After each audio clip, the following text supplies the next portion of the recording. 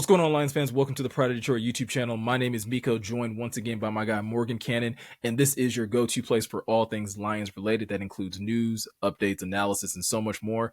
And today we are going to be approaching a topic that I think a lot of fans, Morgan, have been discussing ever since free agency started. And obviously the offseason isn't over. There's still a pivotal point in the offseason that we have to get to, being the NFL draft. But I think a question that a lot of fans have been asking ever since free agency started is, has this team gotten better as they've announced, re-signings, as they've acquired new talent? Is this team better or not? And I got to give credit to our very own John Whitaker, because he, was the first one to kind of, approach this topic over on the Pride of Detroit website. And I'll make sure to link his article in the description. But I thought it was going to be, I think it's a really interesting topic to approach, because I think it's a question that a lot of fans are still asking this far into the season is, based off the moves that the Lions have made to this point, are they better, worse, or just the same as they were coming out of, this past season? I'm going with about the same, Miko, honestly. Maybe a tick better. It's an interesting thought process though. So yeah, like John's good at that stuff, man. He just approaches things like very critically and always like looks at things like analytically, in my opinion. So I think it's about a wash, maybe a tick better. I think at cornerback, right? So a position that ended up being a pretty big issue down the stretch for the Lions, just because everyone, just health again, man. I think that's a bit better, because I think DJ Reed to Carlton Davis is about a wash. Both really good players, established. You could argue that it's maybe a little bit better because DJ Reed hasn't had as many availability issues as Carlton, and some of that's just bad luck. Like, he broke his jaw last year. I'm not giving him anything for that, but before that, playing like a dog. You get veterans like Avonte Maddox and Rock Ya-Sin, whereas I'm not a Kendall Vildor hater. I thought he was a fine player.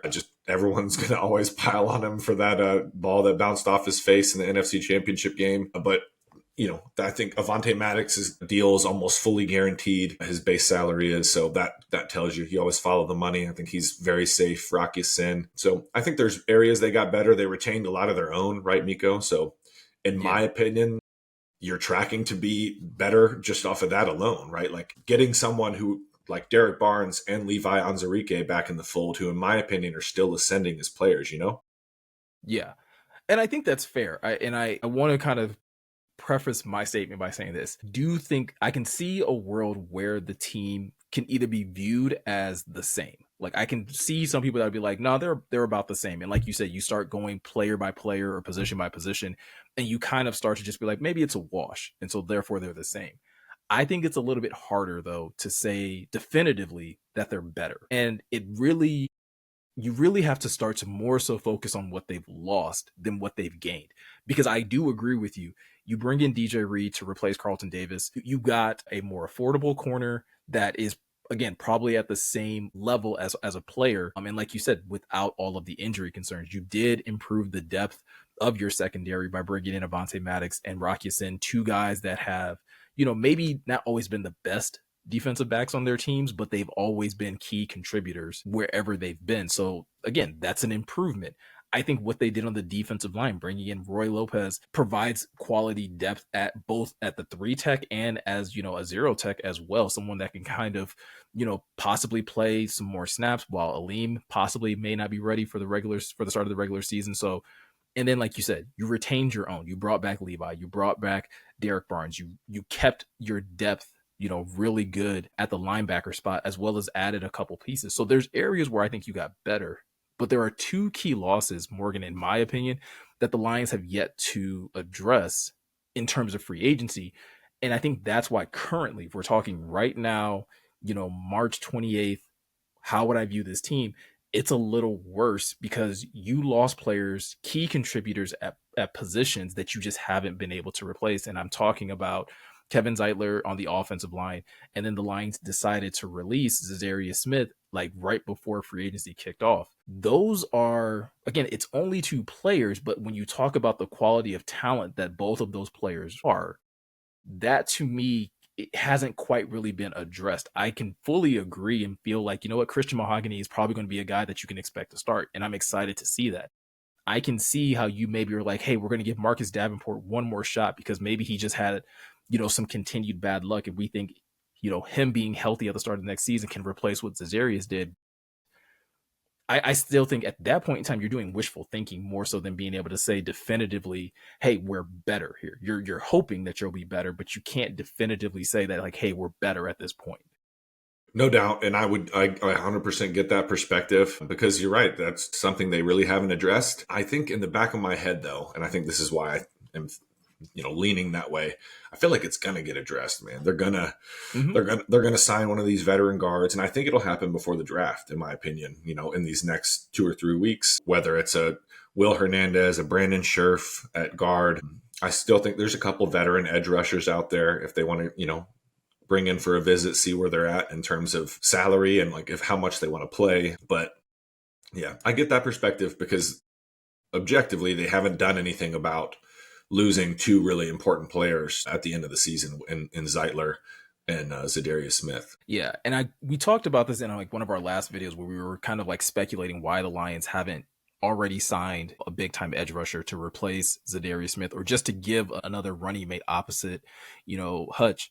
I think the same approach could probably be taken to offensive line in the sense that, like, kind of what you were saying before, where the offensive linemen that are available, that are still available in free agency, are a lot of veteran guys, right? They're guys that are probably over their, like, into their 30s, and for them, they're just trying to probably weigh their options, get as many offers as they can. And they're probably trying to see, like, okay, where can I have the best chance to win a Super Bowl? And who's also going to compensate me the best? And so I do agree. And I think there is a really strong chance when you're talking about offensive line that maybe the Lions are just playing the waiting game with some of these offensive linemen just to be able to see, okay, what's everyone's asking price? And where do we see them actually fitting in our offense in terms of, play style as well as financials? But on the flip side of that, I also still do think that, like, when you talk about these things will be addressed, whether it be later in free agency or the draft, like that's where I kind of have a lot of my hope for the pass rusher need, right? Where it's like that to me,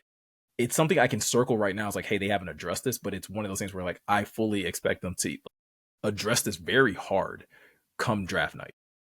Yeah, like double dip. We've been talking about it for like several weeks now. I feel like I Mm-hmm. 100% think they could double dip on the defensive front, like in the first like 3 or 4 picks, because you just need bodies. Like if you have 8 or 9 capable, like quality players, like with one of them or two of them really being like Ali McNeil being a Pro Bowl level player, and then we'll see if Hutchinson can keep that rolling before the injury because he was a S tier edge rusher at that point, man. He was beating the Yeah. brakes off of folks. So if they can do that, then they're going to be cooking. And yeah, I think sometimes people forget, and sometimes it slips in my mind too. But that like after that initial rush of free agency, there's no real sense of like urgency for like players and agents. Like you said, Miko, there's no, and teams too, because the Lions are like, okay, we know there's this pool of players that we would like to bring in probably as like a veteran guard, like a 1 year starter, but Mm-hmm. there's no rush, like we know where they're sitting. They're going to, they're talking to a couple teams. Like you said, it's just it's a slower process after those initial couple days where it's like a mad dash. Like, okay, everyone's got to get their money. Whereas now everyone, okay,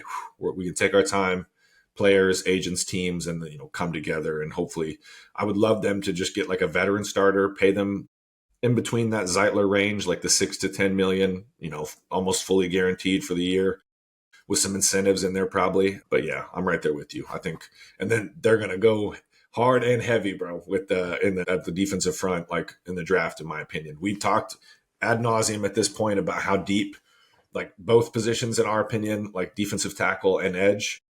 Yeah. There's a lot of talent there. I think they're going to end up getting a couple players that they like, right?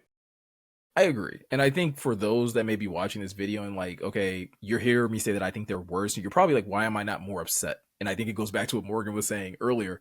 I do still expect the Lions to address these things. Now, if the draft comes and goes, and we only get one pass rusher, and it's like later in the draft, like fifth, sixth round, and that's the only pass rusher they draft, Yeah, I'll probably come on here and I'm gonna be a little fired up. I me might too. be a little pissed off because I'm gonna be like, What are we I doing? don't understand. Like you said, yeah, what are we doing at this point? Because we it would be disingenuous of us to sit here and be like, hey, there's plenty of pass rushers, and then the Lions to only pick one and not to even pick one early, and then be like, oh no, this is still great. Like, no, that's disingenuous to say that. The Lions do have a very big need at pass rusher, and I don't think, while there are still some veteran pass rushers that they could go out and get, I think those guys, even more so than that, like the offensive lineman Morgan, those guys are going to be very selective in terms of where they go. Because if you're a pass rusher, again, you're probably thinking, Super Bowl, and you're probably thinking like Hall of Fame statistics. So you're probably also looking at like, where can I go to continue to rack up my sack number so that when I'm done playing,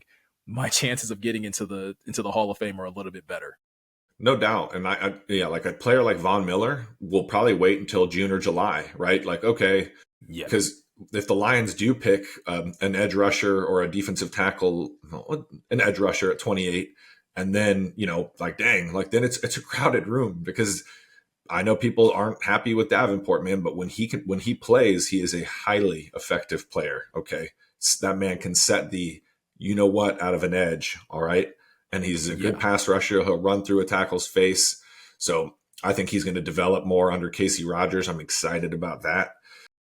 But yeah, so if that happens, right, a Von Miller might not want to come to Detroit. He's like, dang, how many snaps am I going to get a game? Like 12, 15? Right. Am I only going to be a third down pass rusher? And if, like, Yeah. again, is that what he's cool with? Does he want to still be on the field more? Right. Like, there's so much more that goes into it when you're talking about veteran pass rushers than probably it is with guards. Because again, if you get in a veteran guard, like, cool, I'm still playing every snap. Veteran pass rusher, you might not be playing 50% or higher of the snaps that are available. Right. And so it's all going to be, what fits for that player. Like you said, like it depends on, we can't pretend like we know what a player like Von Miller wants with this stage in his career, but I would assume he wants to win games and like play in big games, which that you check the box here in Detroit. But yeah, I don't know if he's going to like have 30 or 40 snaps to get the buckets he wants because he's used to it, man. He's going to be a Hall of Famer.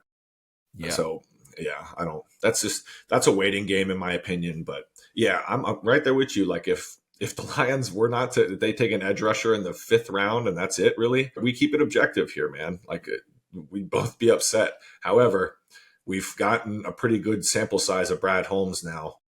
And Yeah. I think the draft will happen, and then he's gonna be sitting there in the post draft press conference and be like, "Yeah, this is a deep draft. We felt like we could get a couple like really quality players like with our early round picks, and we ended up coming away with them." And I feel like that's what's gonna end up happening. I hope that's it.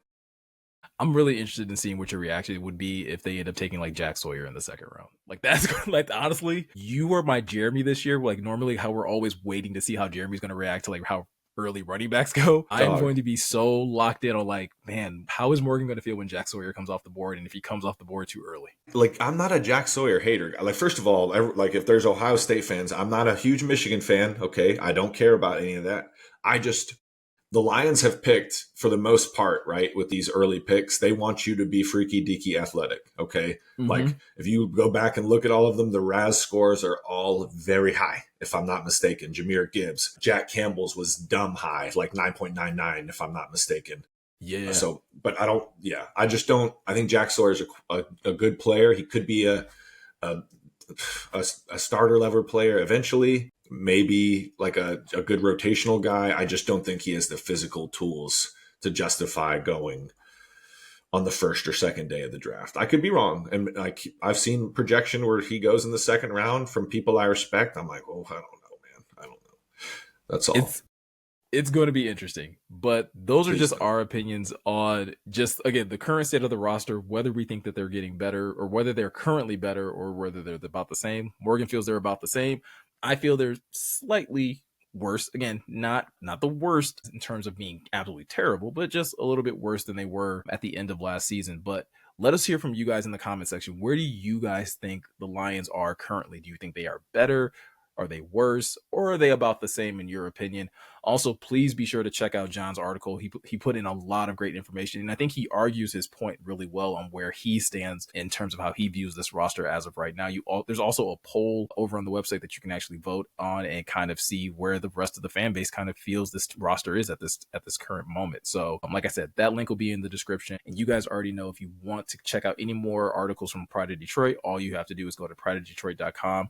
There are new articles being uploaded every single day. I don't know how the guys are doing it because it's very slow right now in the off season, but somehow these amazing writers that we have over here on staff are still finding ways of giving you guys really quality content and really quality insight into the team we all love. And like always, if you want to continue to follow along with all the video content that we're putting out over here on YouTube, All you got to do, hit that subscribe button, hit that notification bell, drop us a comment down below. Those things help our channel continue to be able to reach more and more Lions fans, but it also makes it easy for you to find our content anytime we post new videos or decide to go live over here on YouTube and also on Twitch if you prefer to watch over there as well. So, with all of that said, I'm Miko. He's Morgan.